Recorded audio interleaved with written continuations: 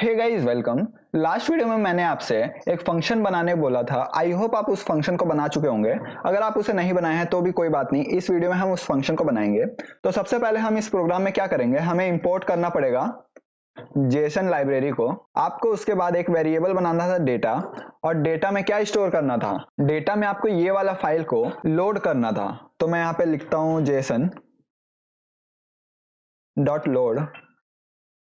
हमने load function के बारे में देखा था, और लोड फंक्शन में हमें ओपन करना था डेटा डॉट जेसन फाइल को।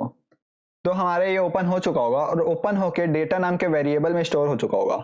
तो अगर आप एक प्रोग्राम बना रहे हैं तो मैं आपको प्रीफर करूंगा कि आप इस प्रोग्राम को मोर रीडेबल बनाएं। तो रीडेबल बनाने के लिए मैं यहाँ पे आर लिख देता हूँ। तो अब हमारे पास एक डेटा फाइल आ चुका है, और डेटा फाइल में ये सारे डिक्शनरी स्टोर है।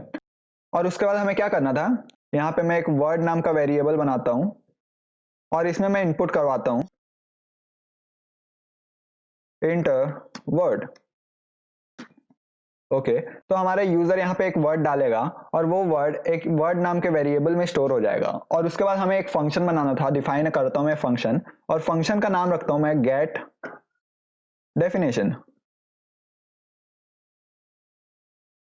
और ये क्या लेगा, ये लेगा एक वर्ड, और रिटर्न क्या करेगा। अभी हमारे पास ये वर्ड एक डिक्शनरी में है, हमने यहाँ पे देखा था। ये देखिए, हमारे पास ये वर्ड एक डिक्शनरी में प्रेजेंट है, और ये वर्ड एक डिक्शनरी का की है।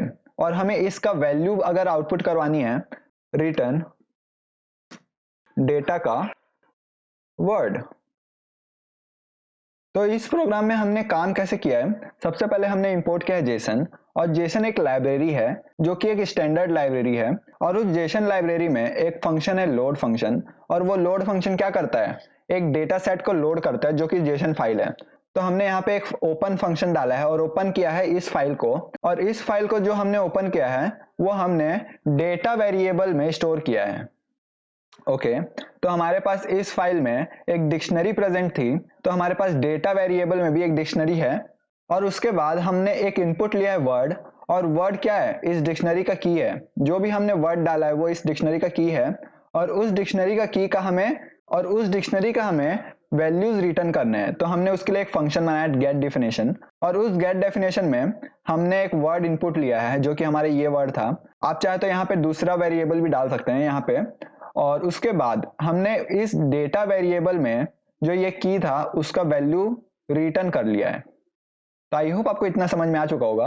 और जो ये रिटर्न किया है हमें उसे प्रिंट करवाना है, तो हम यहाँ लिखते हैं प्रिंट गेट डेफिनेशन, और उसमें हम डालते हैं वर्ड। ओके, और अब मैं सेव करके इसे रन करूं अगर, तो मैं यहाँ पे एक दूसरा शेल ओपन कर लेता हूं।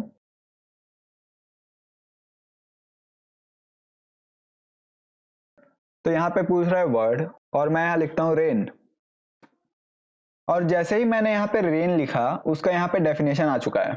लेकिन अगर मैं इस रेन के अलावा और कुछ लिखूं, रैंडम सा वर्ड लिखूं, तो यहाँ पे देखिए हमारे पास एरर आई है। लेकिन आप ये नहीं चाहेंगे कि आपके यूजर के पास इस टाइप का गंदा सा एरर आए। तो आपको यहाँ पे मोर यूजर फ्रेंडली मैसेज डालना होगा कि ये वाला वर्ड हमारे डिक्शनरी में है ही नहीं। तो उसके लिए हम अगले वीडियो में बात करेंगे कि हम वो कैसे करेंगे। तो अगर आपको इसका लॉजिक मालूम है कि हम इसे कैसे करने वाले हैं, तो आप इसे ट्राई कीजिए।